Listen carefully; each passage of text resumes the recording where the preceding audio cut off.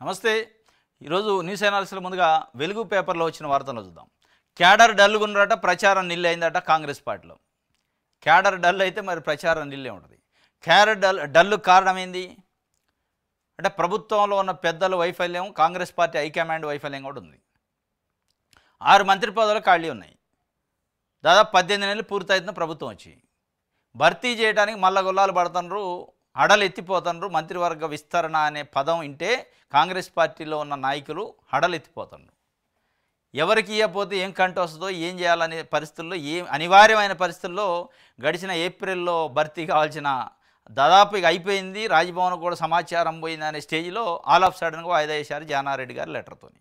అంటే ఏ పరిస్థితుల్లో ఉంది మరి? ప్రచారం నిల్లు ఉండకపోతే, క్యాడర్ డల్ ఉండకపోతే ఏముంటుంది? 6 మంత్రి పదవులను భర్తీ చేసుకోలేని పరిస్థితి. పిసిసి కార్యవర్గం దాదాపు కొత్త అధ్యక్షుడు వచ్చి అర్ధ సంవత్సరం అయింది, దానికి కార్యవర్గం లేదు. కార్యవర్గాన్ని నింపే పరిస్థితి కూడా లేదు. నామినేటెడ్ పోస్టులు ఫస్ట్లో ఏదో ఒక 35 ఇచ్చారు, అందులో బీసీలకు అన్యాయం జరిగింది, ఎస్సీలకు అన్యాయం జరిగిందని పెద్ద ఎత్తున అసంతృప్తి ఉంది. మళ్ళా కొత్త ఇస్తామన్నారు, ఇంతవరకు లేదు, అడ్రస్ లేవు. ఈ మధ్య ఇన్ఫర్మేషన్ కమిషనర్ పోస్టులు ఇచ్చారు, దాంట్లో ఒక బీసీకి కూడా ఇలే. మరి ఏ రకంగా క్యాడర్ అంటే ఎవరు? ఎస్సీలు, ఎస్టీలు, బీసీలు, మైనారిటీలు, మెజారిటీ వర్గం ప్రజలు క్యాడరు. కామారెడ్డి డిక్లరేషన్ పేరుతోని బీసీలకు 42% రిజర్వేషన్లు ఇచ్చి స్థానిక సంస్థలలో ఎన్నికలు పెడతాం అన్నారు. దాని గురించి అడ్రస్ లేదు. కేంద్రానికి పంపిన చేతులు దులుపుకునే కార్యక్రమం. మరి క్యాడర్ ఎట్లా డల్ ఉండకుండా జోష్లో ఉంటుంది? క్యాడర్ జోష్లో ఉండాలంటే కనీసం మనం ప్రజలకు మంచిగానే చేయాలి, క్యాడర్ కన్నా మంచి చేయాలి. ఇటు క్యాడర్కి చేయకపోయి ప్రజల్లో వ్యతిరేకత స్టార్ట్ అయ్యాయి. రైతుల్లో రైతు భరోసా గురించి, రైతు రుణమాఫీ గురించి తీవ్రమైన వ్యతిరేకత ఉంది. ఏమని క్యాడర్ పోయి చెప్పింది? పెన్షనర్లకు 4,000 రూపాయలు పెన్షన్ చేస్తానన్నా పెన్షనర్లు కూడా అదే రకమైన అసంతృప్తి. మహిళలకి 2,500 రూపాయలు పర్ మంత్ పెన్షన్లకి ఇస్తా అన్నారు, ఆ విషయం ఫెయిల్ అయ్యాయి. ఇక ఏమని క్యాడర్ పోయి జోష్గా ప్రచారం చేయాలి? ప్రచారం నిల్లు కాకపోతే ఏముంటుంది? ఎమ్మడ పడతారు చీపులు తీసుకొని. నిజంగానే క్యాడర్ పోయి ఇట్లా మిగో మేము ఇచ్చేస్తాను అధ్యాత చేసే ఉన్నాయి, చేయలేదు అంటలే. కానీ చేసే వాటిని అసంపూర్తిగా చేసి చెప్పుకోలేని పరిస్థితులలో, ముఖం చాటేసే పరిస్థితుల్లో కార్యకర్తలు ఉన్నారు. ఆ పరిస్థితి వచ్చింది ప్రభుత్వం. కాంగ్రెస్ అధికారంలోకి వచ్చి ఏడాదిన్నర గడిచిన పార్టీ నామినేటెడ్ పోస్టుల పెండింగు, ఎప్పటికప్పుడు వాయిదా పడుతున్న పీసీసీ కార్యవర్గం, పంచాయతీ లోకల్ బాడీ ఎన్నికల్లో లేక వేలాది పదవుల దూరం, ద్వితీయ శ్రేణి లీడర్లు, సీనియర్ కార్యకర్తలు నారాజు. ప్రభుత్వ పథకాలు ప్రజల్లోకి వెళ్ళకపోవడానికి కారణం ఇదే. జై బాపు, జై భీమ్, జై సంవిధాన్ కార్యక్రమానికి స్పందన అంతంతే. హైకమాండ్ పిలిపించినా కానీ ఎవడు పట్టించుకోలే. కాంగ్రెస్ క్యాడర్లో జోష్ తగ్గుతుందంటే ఎందుకు తగ్గదు? 21,000 కోట్లు రుణమాఫీ చేశారు, 60,000 ప్రభుత్వ ఉద్యోగాలు ఇచ్చారు, ధరణి స్థానంలో భూభారత్ తెచ్చినా, కులగండ చేసినా, ఎస్సీ వర్గాన్ని చట్టం చేసినా, కొత్త రేషన్ కార్డులు ఇస్తున్నా, సన్నబియ్యము, రాజీవ్ వికాస్ లాంటి కొత్త స్కీములు ఇచ్చినా, ఇంధనం బిల్లు ఇచ్చినా ఇంకా వెళ్తుంది. చెప్పుకోలేని పరిస్థితి, ప్రజల్లోకి స్వేచ్ఛగా వెళ్ళలేని పరిస్థితి క్యాడర్కు ఉంది. ఇలా సర్పంచ్లు, ఎంపీటీసీలు లేక సంవత్సరం దాటిపోతుంది, ఆ ఎన్నికలు లేవు. బీసీలకు రిజర్వేషన్ లేవు. చెయ్యని హైలైట్ అవుతున్నాయి, చేసినవి అసలు చెప్పుకునేటోళ్ళు లేడు. ఇలా కాంగ్రెస్ పార్టీ ప్రభుత్వం పరిస్థితుంది. కొన్ని పనులు చేసినా కానీ చేసేవి చెప్పేటోళ్ళు లేడు. చెయ్యని వాటి గురించి ప్రచారం ఎక్కువైతుంది. దాన్ని మానిటర్ చేయాల్సిన ప్రభుత్వం పెద్దలు గాలికి వదిలేసి వాళ్ళ బాధలో వాళ్ళు ఉన్నారు. ఇది మొత్తానికైతే క్యాడర్ డల్ ఉంది, ప్రచారం నిల్లు ఉంది. క్యాడర్ని జోజ్ చేయాల్సిన బాధ్యత కాంగ్రెస్ పార్టీ అధిష్టానం పైన ఉంది.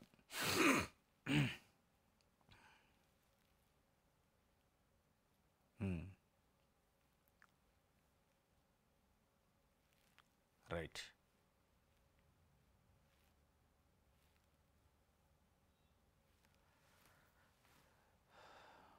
ఇది వెలుగుకు సంబంధించి సాక్షి చూద్దాం. కేసీఆర్కి నోటీసులు, 5న విచారణకు హాజరు కావాలన్న PC Ghosh commission. Kaleshwaram project నిర్మాణంలో అవకతవకలు ఆరోపణలపై విచారణ జరుగుతున్న కమిషన్. మాజీ మంత్రులు హరీష్ రావు, ఈటెల రాజేందర్కు కూడా నోటీసులు. 6న హరీష్, 9న ఈటెలు రావాలని పిలుపు. వ్యక్తిగతంగా హాజరు కావాలని సూచన. వారు కోరితే వర్చువల్గా విచారించేందుకు అవకాశం. సహజ న్యాయ సూత్రాల మేరకు వారి వాదనలు వినాలని నిర్ణయించిన కమిషన్ తుది నివేదికలో చేర్చే యోచన. ఇప్పటికి పలువురు విచారణ చేశారు. కేసీఆర్తో హరీష్ రావు సుదీర్ఘమైన భేటీ జరిగిందట నిన్న ఫామ్ హౌస్లో. ఏం సంగతి మామ, నాకు నోటీస్ వచ్చింది, నీకు నోటీస్ వచ్చింది, ఏం చెబుదాం? నువ్వు ముందున్నావు 5వ తారీఖు, నాకు 7, 8 తారీఖు, కానీ నువ్వేం చెబుతావు చెప్పు, నేను అది చెప్తా అనుకున్నారా, లేదా అసలు పోవద్దు అనుకున్నారా? మొత్తానికి అసలు కేసీఆర్కి నోటీస్ వచ్చింది, అటెండ్ అవుతాడా కాడా?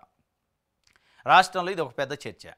కేసీఆర్కి గతంలో విద్యుత్ ఒప్పందాలపైన కూడా నోటీస్ వచ్చింది.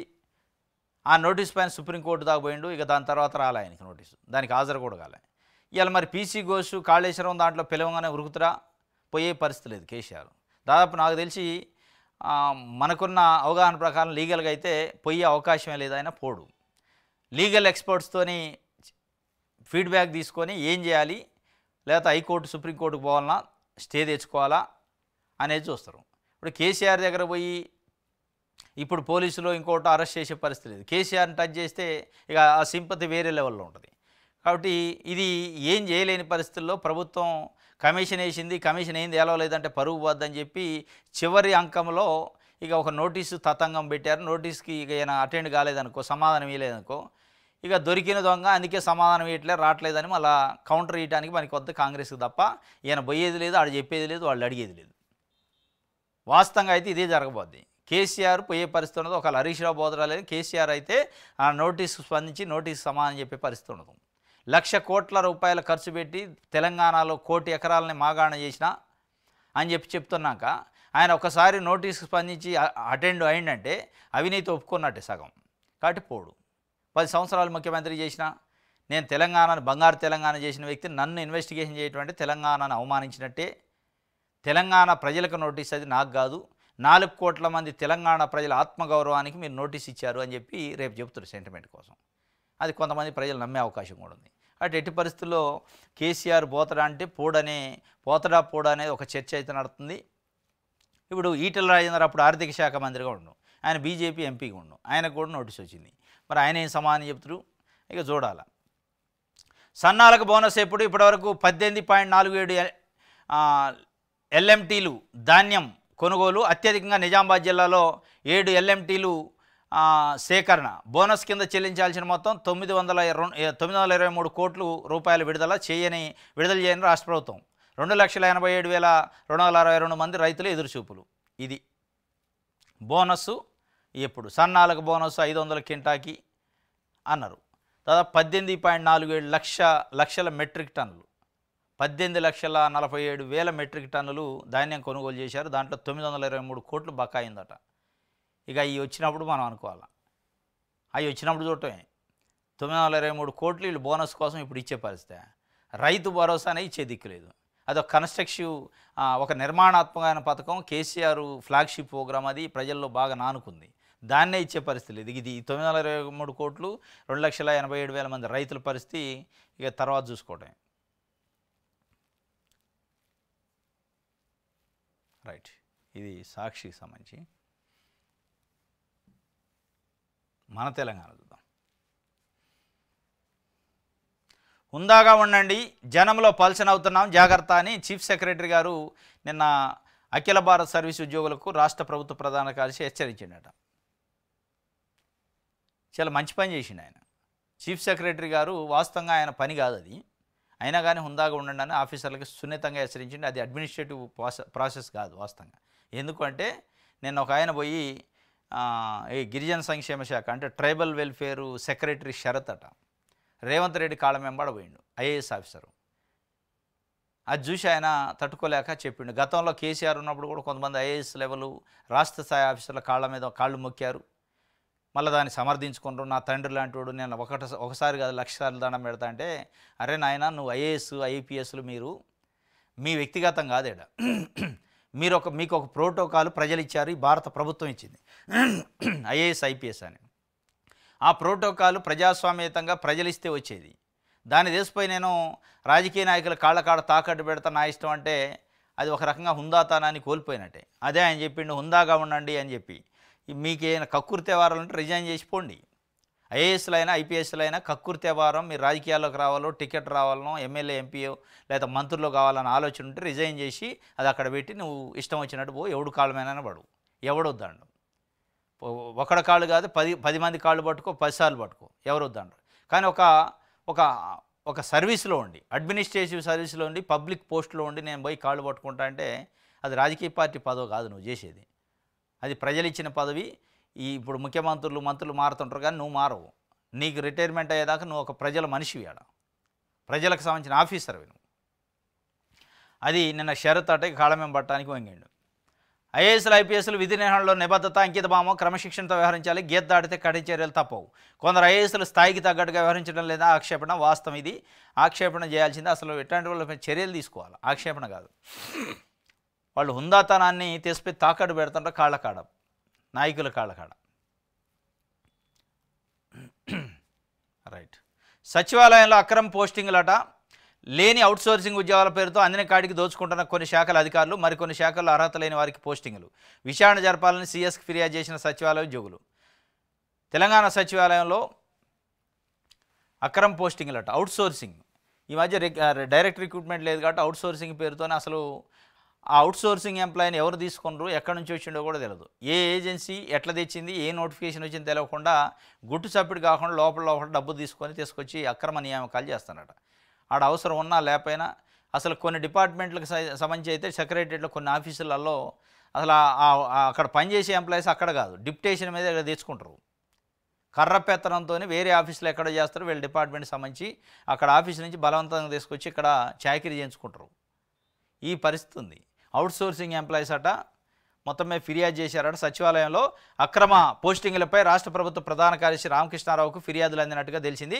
అవుట్సోర్సింగ్ ఉద్యోగులను పర్మనెంట్ ఉద్యోగులుగా చూపించడంతో పాటు పేపర్పై సచివాలయంలో పనిచేయని అవుట్సోర్సింగ్ సిబ్బందిని పేర్లను చూపించి ప్రభుత్వ సొమ్మును అప్రంగా కొన్ని శాఖలకు అధికారులు దోచుకుంటున్నారన్న ఆరోపణలు వినిపిస్తున్నాయి. ఈ నేపథ్యంలో ఈ అంశంపై కొందరు సీఎస్కి ఫిర్యాదు చేయడంతో ప్రస్తుతం ఇది హాట్ టాపిక్గా మారింది. సచివాలయంలో పనిచేసే కొన్ని శాఖల ఉన్నతాధికారులే ఈ దోపిడీకి కారణమని ఉద్యోగులు ఆరోపిస్తుండడం గమనార్హం. ఈ నేపథ్యంలో సచివాలయంలో పనిచేసే అవుట్సోర్సింగ్ ఉద్యోగులు ఎంతమంది, వారికి ఎంత జీతాలు చెల్లిస్తున్నారు, ఎవరు ఏ సెక్షన్లో పనిచేస్తున్నారు అన్న వివరాలపై ప్రభుత్వం దృష్టి సారించినట్టు తెలుస్తుంది. అది అసలు ఎంతమంది ఉన్నారు, ఎవడెవడ ఎక్కడెక్కడ పని చేస్తున్నారో తెలియదు, ఎంత జీతం తెలియదు, రెగ్యులర్ ఎవరో తెలియదు, అవుట్సోర్సింగ్ ఎవరో తెలియని పరిస్థితి. అవుట్సోర్సింగ్ వాళ్ళని కూడా రెగ్యులర్ కింద చూంచే ప్రయత్నం చేస్తారట. ఇక స్వయాన సెక్రటరియట్లో ఎక్కడో జిల్లాలోన కలెక్టరేట్లో కాదు, మొత్తం సెక్రటరియట్ అంటే ఈ రాష్ట్రానికి సంబంధించి పరిపాలన గుండెకాయ. ఈ రాష్ట్రానికి సంబంధించి కింద ఏడన్నా పరిపాలన అవకతవకలు జరిగితే చర్యలు తీసుకోవాల్సిన ప్లేస్ అది సెక్రటరియట్. ఇక్కడ నుంచే మొత్తం ప్రభుత్వ యంత్రాంగం ప్రభుత్వ పని నడుస్తుంది. ఇక ఇక్కడనే అవినీతి జరిగితే, ఇక్కడనే అవకతవకలు జరిగితే, అక్రమ పోస్టింగ్లు జరిగితే కింద ఉన్న ఎంఆర్ఓ ఆఫీసులు, ఎండి ఆఫీసులు, కింద ఉన్న కలెక్టరేట్ల పరిస్థితి ఏంది, డిపిఓ ఆఫీసుల పరిస్థితి ఏంది, సోషల్ వెల్ఫేర్, బీసీ వెల్ఫేర్ ఆఫీసుల పరిస్థితి ఏంది అనేది ఇక మనం ఊహించుకోవడానికే ఊహాకందని పరిస్థితి. ఇక్కడ మనం కింద అవడం తప్పు చేస్తే కంప్లైంట్ ఇవ్వాల్సిన మెకానిజం ఇది సెక్రటరియట్. ఇది గుండెకే జబ్బు వస్తే ఇక మనిషి ఎట్ట బతుకుడు, వ్యవస్థ ఎట్ట బతికింది. ఇది మరి ఏం చేస్తారో రామకృష్ణారావు గారు అయితే కంప్లైంట్ వచ్చిందట, చూడాల చర్య తీసుకుంటా లేదా.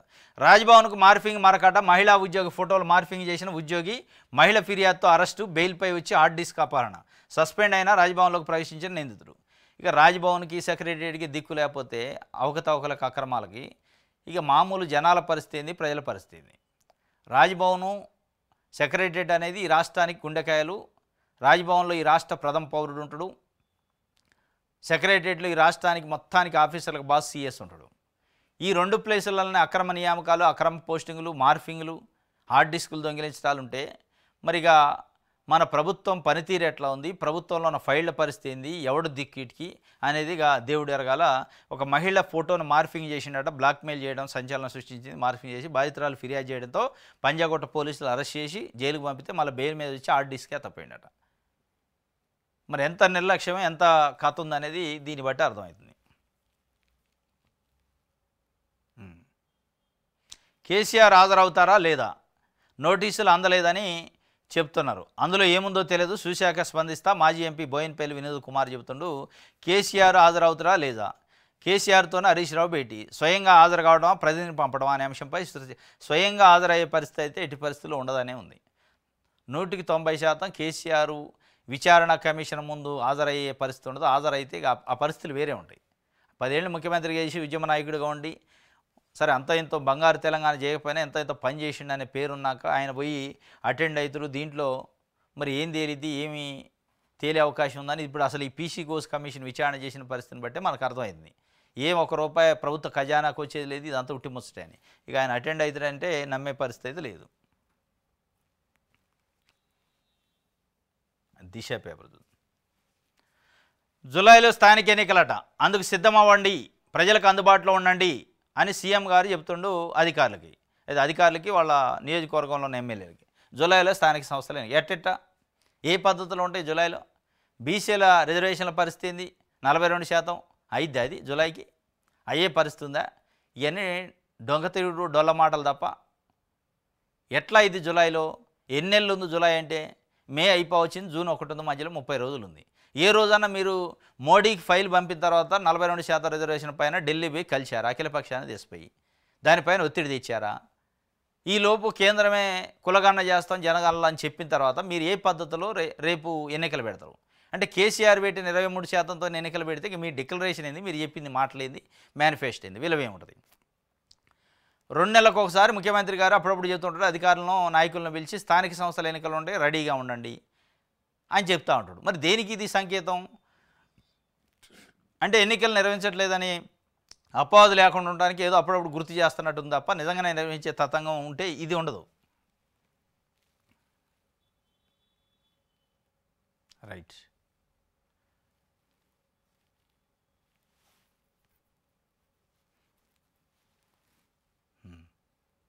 ఇంజనీరింగ్లో మేనేజ్మెంట్ దందా టాప్ కాలేజీలో సిఎస్సి గ్రూప్ సీటుకు సుమారు 25 లక్షలట, మరికొన్ని చోట్ల 18 లక్షల వరకు డిమాండు. కాలేజీ యాజమాన్యాలు ఇష్టారాజ్యం, కొన్ని కోర్సులు భారీగా వసూళ్లు, చేతులెత్తేస్తున్న ఉన్నత విద్యామండలి. ఇంజనీరింగ్ మేనేజ్మెంట్ దందా నడుతుందట ఇంజనీరింగ్లో. ఇది ఇవాళ జరిగేది కొత్తగా ఏం కాదు, పాతదే ఇది. 25 లక్షల రూపాయలట ఒక సీటుకి సిఎస్సిలో మేనేజ్మెంట్. అందరూ అధికారులు, మంత్రులు, ఐఏఎస్లు, మొత్తం ఆఫీసర్లకి education secretary, higher education council chairman, secretary అందరికీ తెలిసింది. ఇది అందరి కళ్ళ ముందే దొంగతనం జరిగింది, కానీ ఎవరు దాన్ని పట్టుకోరు, కళ్ళు అప్పగించి చూస్తారు. అందరికీ తెలుసు, అందరు చూస్తుంది, కళ్ళ ముందు చూసుకుంటూనే జరుగుతుంది ఈ ఇంజనీరింగ్ మెడికల్ కాలేజీల్లో మేనేజ్మెంట్ దందా. కానీ ప్రకటనలు ఇస్తారు, మేనేజ్మెంట్ దందా జరగనీయం, కఠిన చర్యలు తీసుకుంటాం అంటాడు. కళ్ళ ముందే జరుగుతుంది, కఠిన చర్యలు లేవు, మన లేవు, ఒకటిదే ఇదంతా. ఎందుకు జరగవంటే ఈ కాలేజీలన్నీ మళ్ళీ ఎవరు? వీళ్ళని పోషించే రాజకీయ నాయకులే, వీళ్ళకి పోస్టింగ్లు ఇచ్చే రాజకీయ నాయకులే కాలేజీలు. అది ఏ పార్టీ అయినా కానీ, కాంగ్రెస్ కావచ్చు, బీఆర్ఎస్ కావచ్చు, బీజేపీ కావచ్చు, ఎవరైనా కావచ్చు. ఇదే మల్లారెడ్డి బీఆర్ఎస్ పార్టీ హయాంలో, ప్రభుత్వ హయాంలో మంత్రిగా ఉన్నప్పుడు రేవంత్ రెడ్డి తొడలు కొట్టిండు, మల్లారెడ్డి కూడా తొడలు కొట్టిండు. మొత్తం నువ్వు చెరువులు కబ్జా చేసినావని రేవంత్ రెడ్డి అండు. మరి కబ్జా చేసిన చెరువులు 18 నెలలు అది మీరు ముఖ్యమంత్రి అయ్యి ఎందుకు ప్రజలకు ఒప్పచెప్పట్లా? కబ్జాని మల్లారెడ్డి నుంచి విముక్తి చేసి ఏంది దాంట్లో ఉన్న మతలబు అంటే? ఎవడైనా అదే తాను ముక్కలు. అందరు రాజకీయాల్లోకి వచ్చే దోపిడీ చేయడానికి, కబ్జాలు ఇట్లా ఇంజనీరింగ్ సీట్లు, మెడికల్ సీట్లు అమ్ముకోవడానికి, కాలేజీలు పెట్టడానికి, విద్యను వ్యాపారం చేయడానికి. విద్యార్థుల్ని ఇవాళ విద్యార్థుల లెక్క చూడట్లే, కస్టమర్ల లెక్క చూస్తాను. విద్యార్థి అంటే సర్వీసు, విద్య అంటే సర్వీసు, దాంట్లోకి వచ్చే వాళ్ళని విద్యార్థులు అంటారు.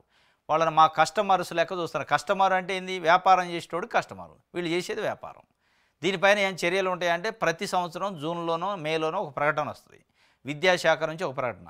మేనేజ్మెంట్ కోటాలో అక్రమాలు చేస్తే చర్యలు ఉంటాయని ఒక ప్రకటన వద్ద, దాన్ని చూసి చదువుకొని మనం సంతోషపడాలి తప్ప చర్యలు ఉండవు, ఉట్టిదే ఇదంతా. ఇది జరుగుతుందట. మరి చేతులు ఎత్తేసిందట ఉన్నత విద్యామండలి. చేతులు ఎత్తేపోతే ఏం చేద్దాం? అందరూ ఎమ్మెల్యేలు, ఎంపీలు, మంత్రులు, రాజకీయ పార్టీ నాయకులు అయ్యి వాళ్ళు అంత త్యాగం ఉన్నది. వీళ్ళు పోయి కాళ్ళు మొక్కేటోళ్ళే ఆఫీసర్లు ఉన్నాక, ఐఏఎస్ ఆఫీసరే కాళ్ళు మొక్కుతుంటే ఇక ఏం చేస్తారు ఎవడైనా? కాబట్టి ప్రజలే మేల్కొనాల, వీళ్ళకి బుద్ధి చెప్పాలి ఇట్లాంటి వాళ్ళకి.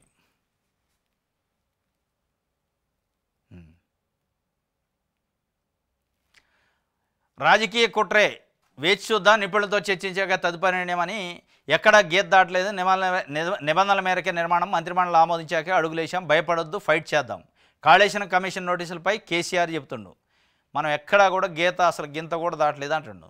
మరి గీత దాటారా లేదా అని 18 నెలలు అయింది, ఈ కమిషనే చెప్పట్లేదు ఏం గీత దాటారు, ఎంత దాటారని.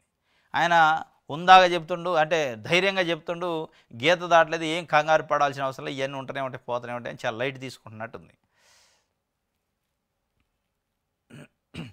తెలంగాణలోనూ బడపడదాం, టీడీపీ అధినేత వ్యూహ రచన. కడప మహానాడులో కీలక ప్రకటన చేసే ఛాన్స్ ఉందట. వెంటనే రాష్ట్ర కమిటీ, అనుబంధ సంఘాల నియామకం, 65 నియోజకవర్గాల విస్తృత స్థాయి సమావేశాలు, స్థానిక ఎన్నికల నాటికి సిద్ధమయ్యేలా ప్రణాళిక. తెలుగుదేశం పార్టీ ఆంధ్రప్రదేశ్లో అధికారంలో ఉంది, తెలంగాణలో కూడా బలపడదామని ఒక స్కెచ్ చేస్తుండట చంద్రబాబు నాయుడు గారు. బీజేపీ, పవన్ కళ్యాణ్, జనసేన పార్టీ, తెలుగుదేశం కలిసి 2028 కల్లా ఎన్నికల్లో ఒక కూటమిగా రావాలనే ఒక చర్చని స్టార్ట్ చేసినట్టుంది. సరే వాళ్ళు అప్పటిదాకా కలిసి ఉంటారో లేదో, కలిసి ఉంటే అది బీజేపీకి కూడా కొంత మేలు అయింది కాబట్టి కొన్ని జిల్లాల్లో ఇప్పటికీ తెలుగుదేశం పార్టీ క్యాడర్ ఉంది కాబట్టి తెలంగాణలో కూడా మనం బలపడదామని ఒక స్కెచ్ అట. కడపలో జరిగే మహానాడులో కీలకమైన ప్రకటన ఉంటుందట. పార్టీ కమిటీని, తెలంగాణ పార్టీ శాఖ కమిటీని, అనుబంధ సంఘాలని మొత్తాన్ని అనౌన్స్ చేస్తారట. దాంతోపాటు 65 నియోజకవర్గాల్లో ఫోకస్ పెట్టిండట. అంటే దాదాపు సగం నియోజకవర్గాలు, 119లో 65 అంటే సగం తెలంగాణ నియోజకవర్గాల్లో ఫోకస్ పెట్టి అక్కడ స్థానిక సంస్థల ఎన్నికలకు కంటెస్ట్ చేయాలి. దాని తర్వాత వచ్చే అసెంబ్లీ ఎన్నికలకు కూడా చాలా పగడబందిగా బలపడాలి అనే ఒక ప్రయత్నం చేస్తున్నాడు. దానికోసం ఇలా కాంగ్రెస్ పార్టీ, బీఆర్ఎస్, బీజేపీలో ఉన్న అసంతృప్త నాయకులు ఉండరు కదా, అసంతృప్తితో ఉన్న నాయకులు, పదవులు రాని వాళ్ళందరినీ గుంజే కార్యక్రమం కూడా త్వరలో స్టార్ట్ అయింది అంటున్నారు. బీఆర్ఎస్లో అసంతృప్తితో ఉన్నోళ్ళు, బీఆర్ఎస్లో ఇబ్బందులు ఎదుర్కొంటున్న వాళ్ళు బయటకు వస్తే తెలుగుదేశం పార్టీ దగ్గర తీసుకునే అవకాశం ఉంది. బీజేపీలో కూడా కొంత అసంతృప్తి ఉంటే వాళ్ళని, కాంగ్రెస్ పార్టీలో అసంతృప్తి ఉన్న వాళ్ళని, వీళ్ళందరినీ 3 పార్టీల నుంచి అసంతృప్తులు మొత్తం తీసుకొని ఆడొక దుకాణం పెట్టే కార్యక్రమం తెలుగుదేశం పార్టీ చేద్దట. దాంతో బలపడాలనే ఒక ప్రయత్నం. కానీ అది ఎంతమేరకు సక్సెస్ అయింది? తెలుగుదేశం పార్టీ అనగానే ఆంధ్ర పార్టీ, తెలుగుదేశం పార్టీలో అధ్యక్షుడు చంద్రబాబు నాయుడు గారనే ఆంధ్ర ముఖ్యమంత్రి అనే ఒక బ్రాండ్ ఉంది కాబట్టి అంత ఈజీ కాదు కదా. ఖమ్మం ఆ బెల్ట్, ఆంధ్ర బార్డర్ ఉన్న బెల్ట్ కొంత ఉండొచ్చు, కానీ అది కూడా గెలిచే అంత ఉండకపోవచ్చు. కూటమిగా వస్తే మళ్ళీ వేరే ఉండొచ్చు, కానీ ఒక సింగిల్గా పార్టీ వస్తే అంత ఈజీ కాదు. గెలవకపోవచ్చు, కానీ ఏమవుతుందంటే గెలిచేటోడిని ఓడించే అవకాశం ఉంది తెలుగుదేశం పార్టీ. ఎవరైతే మనం గెలుస్తామని గేజ్ చేస్తామో దాన్ని ఆ ఫలితాలను తారుమారు చేయడానికైతే తెలుగుదేశం పార్టీ ఓటింగ్ తెలంగాణలో పనికి వస్తుంది. లాస్ట్ టైం 2023లో జరిగిన ఎన్నికల్లో కాంగ్రెస్ పార్టీకి మద్దతు ఇవ్వకుండా ఇండివిజువల్గా ఉన్నారు, పోటీ చేయకుండా.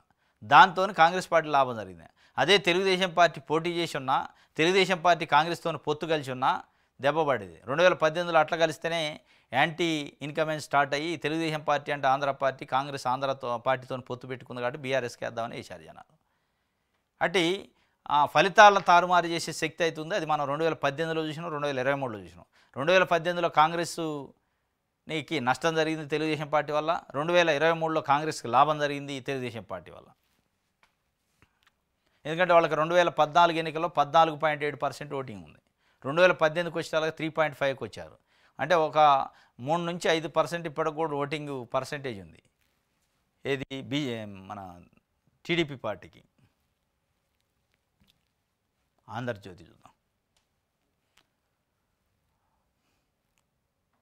గీత దాటొద్దు, ఉందాతనం మరవద్దు, విధులకు కట్టుబడి ఉండండి, క్రమశిక్షణ పాటించండి, సర్వీస్ నిబంధనలకు అనుగుణంగా నడుచుకోండి, బహిరంగ సభల్లో మితిమీరి జోక్యం చేసుకోవద్దు, అత్యుత్సాహం ప్రదర్శించి ప్రభుత్వ ప్రతిష్టను దిగజార్చొద్దు, అఖిల భారత సర్వీస్ అధికారులకు ప్రభుత్వం హెచ్చరిక, ఇటీవల చోటు చేసుకున్న ఉదంతాల నేపథ్యంలో ఉత్తర్వులు. గీత దాటొద్దు, ఉందాతనం మరవద్దు అంటే వాళ్ళ ఉందాతనం కంటే వాళ్ళ పదవులు ఎక్కువైనాయి, వాళ్ళ పోస్టింగ్లు, వాళ్ళ ప్రయారిటీలు, వాళ్ళ డబ్బులు, వాళ్ళ సంపాదన ఇది ఎక్కువైంది. ఉందాతనం ఎక్కడ దాలో?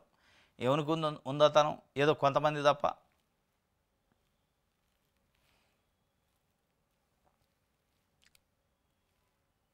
రైట్, ఇది ఆంధ్రజ్యోతి.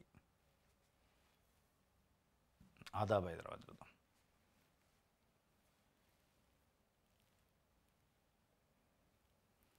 రైట్, ఏర్లై పారుతున్న మద్యమం తెలంగాణ యువత, ఏర్లై పారుతుందట మద్యం.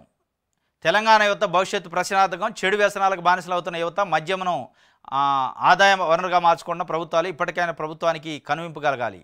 ఏర్లై పారుతుంది, ఆ ఏర్ల కట్టలు ఇష్టోళ్ళాడు, ఇంకా ఆ ఏరుకి ఇంకా వేరే పిల్లకాలువలు కలుపుతుంది ప్రభుత్వం ఎక్కడికక్కడికి. ఇంకా బెల్ట్ షాపులు, ప్రమోషన్స్, ఇంకా గమ్మత్ ఏంటంటే అసలు ఎక్సైజ్ అధికారులు ఏ నెలకు ఆ నెల టార్గెట్ అట. కొంతమంది చెప్తూ ఉంటారు ఎక్సైజ్ అధికారులు టార్గెట్ పెట్టి నీ ఏరియాలో ఈసారి ఎందుకు అమ్మకాలు తగ్గినాయి, ఎందుకు అమ్మట్లే, ఎందుకు దాగేయట్లే ప్రజల్ని, మనకు ఆదాయం రావాలి ప్రజలకి, అదే ప్రభుత్వానికి ఆదాయం రావాలంటే ప్రజలు ఎక్కువ దాగాల. ఎక్సైజు ఆఫీసర్లను జిల్లాల వారీగా మీటింగులు పెట్టి నీ జిల్లాలో ఈ నెలలో ఎందుకు తగ్గింది ఆదాయం, ఎందుకు మందు ఎక్కువ అమ్మలేకపోయారు, ఎందుకు మీరు కోఆర్డినేట్ చేసుకోవట్లే అని అడుగుతుండ్రు. విద్యా వ్యవస్థ పైన, వైద్య వ్యవస్థ పైన మానిటర్ లేదు, మద్యం వ్యవస్థ పైన ఉంది. విద్యార్థులు ప్రభుత్వ స్కూల్లో స్ట్రెంత్ ఎందుకు తగ్గుతుందని ఏనాడు కూడా ఒక జిల్లా స్థాయిలో మీటింగ్ పెట్టి ఎందుకు తగ్గింది నీ జిల్లాలో అని డీఈఓలకు టార్గెట్ పెట్టిన వాళ్ళు లేడు. వైద్య వ్యవస్థలో ప్రభుత్వ ఆసుపత్రులలో ట్రీట్మెంట్ ఎట్లుంది, వైద్యులు మంచి పని చేస్తారా లేదా, ప్రజలు ఎట్లా ఉన్నారు, ప్రజల పరిస్థితి ఏంది, ఫీడ్బ్యాక్ అని తెలుసుకుంటూ లేడు. కానీ మద్యం విషయంలో అయితే నెల నెల మీటింగ్ జరిగింది. నీ జిల్లాలో ఎందుకు తగ్గుతుంది, తగ్గిన కాడ వాళ్ళు కరెక్టే ఉంటే ఇంకెందుకు పెంచట్లేదు అని మీటింగ్లు పెడతారు మద్యం విషయంలో. ఇక ఏర్లు అయిపోతే ఏమైంది, ఎంత దారుణమైన పరిస్థితి అంటే తెలంగాణలో వాస్తవం గతంలో హైదరాబాదు కొంత ఈ దావతులు, ఈ కల్చరు, మందు ఈ హైదరాబాద్ అవుట్స్కర్ట్స్లో ఉండేది. అది అలా మామూలు పల్లెటూరులో కూడా తెలంగాణలో వ్యాపించింది. మరీ ముఖ్యంగా తెలంగాణ వచ్చిన తర్వాత దావతల కల్చర్ ఎక్కువైంది. ఏ చిన్న దావత, అది బర్త్డే కావచ్చు, చచ్చింది కావచ్చు, పుచ్చింది కావచ్చు, బతికింది కావచ్చు, పుట్టింది కావచ్చు, ఏది వస్తే అది పిల్లలు ఇంటర్మీడియట్ 10th క్లాస్ చదివే పిల్లలు కూడా దావతలు చేసుకునే పరిస్థితి ఉంది. మందుతోని, ఉత్త తిండి కాదు, మందు, బిర్యానీ, చిన్న చిన్న రోడ్ల వెంబడి దుకాణాలు, చికెన్లు, మటన్లు వాళ్ళే వండి పెడతారు. ఈ పరిస్థితి వచ్చింది. ఎంత అంటే యువత ఎటుపోతుంది, యువత ఈ పెడదారి పడితే రేపు సమాజం పరిస్థితి ఏంది, మహిళలపైన, అమ్మాయిలపైన ఏ పరిస్థితుల్లో ఉంటుంది వాళ్ళ బిహేవియరు అనేది మనం ఊహకు అందని పరిస్థితి. ఇది దురదృష్టం ఏంటంటే ప్రభుత్వం ప్రమోట్ చేస్తుంది. ఈ ఈ నేను చెప్తున్నదంతా ప్రభుత్వమే ప్రమోట్ చేసి మందుని ఎక్కువ అమ్మండి, ఎవరైనా తాగని, పిల్లలు తాగని, పెద్దోళ్ళు తాగని, మహిళలు తాగని, వృద్ధులు తాగని, ఎవరైనా తాగని, కానీ అమ్మాలి ఎక్కువ మీరు అని వాళ్ళకి టార్గెట్ పెట్టిన తర్వాత ఇక అది యువత మీద ఎవరు కాన్సన్ట్రేషన్ చేయాలి? ఏ ప్రభుత్వం అయితే యువతను కాపాడాలి, యువతని ఉపాధి వైపు, ఉద్యోగాల వైపు, చదువు వైపు తీసుకోవాలనో ఆ ప్రభుత్వమే తాగించే కార్యక్రమాన్ని ఇండైరెక్ట్గా చేస్తుంటే ఏర్లు అయిపారపోతే ఏమైంది? దురదృష్టం ఇది. ఎంత గమ్మత. నేను నిన్న మొన్న అయినా ఇక్కడ బయట ఇద్దరు ముగ్గురు ఇంటర్మీడియట్ స్థాయి పిల్లలు అనుకుంటూ మాట్లాడుకుంటూ పోతుండ్రు. వాళ్ళ పక్కనే ఉన్న వినిపించింది నాకు. వాళ్ళు ఏమంటున్నారంటే ఒకడు, అరే మీరు నేను చెప్తే నమ్మరు కానీ చాలా వండర్ జరిగింది మా ఇంట్లో అంటుండు. ఏం జరిగింది అంటే మా నాన్నతో కూర్చొని బీరు తాగిన ఇయ్యాలంటుండు. అంటే తండ్రితో కూర్చొని బీరు తాగేది కూడా ఒక వండర్గా చెప్పుకునే పరిస్థితులు పిల్లలు వచ్చారంటే దాని మీద ఎంత మోజుంది. మరి తల్లిదండ్రులు కూడా పిల్లల్ని ఎటువైపు తీసిపోతున్నారు. పిల్లల ముందు తాగటమే వేస్ట్ ముచ్చట అది. ఇక పిల్లలతో కూర్చొని తాగటం అంటే ఇక వాడిని ప్రమోట్ చేస్తున్నట్టుగా పిల్లలు కూడా ఒకవైపు ప్రభుత్వమే ప్రమోట్ చేస్తుంది. యువతని మందు వైపు తీసిపోయే కార్యక్రమం చేస్తుంటే పిల్లల్ని సరైన ట్రాక్లో తీసుకోవాల్సిన తల్లిదండ్రులు కూడా అదే పరిస్థితి చేస్తే ఎటుపోద్ది వ్యవస్థ. అంటే ఇది చాలా ప్రమాదమైన సంకేతాలు వినిపిస్తున్నాయి. ఏర్లై పారుతుందట మద్యం. ఇది ఆదాబ్ హైదరాబాద్ సంబంధించి. ఇది ఈరోజు న్యూస్ అనాలిసిస్. రేపు తాజా వార్తలతో తిరిగి కలుసుకుందాం. Thank you.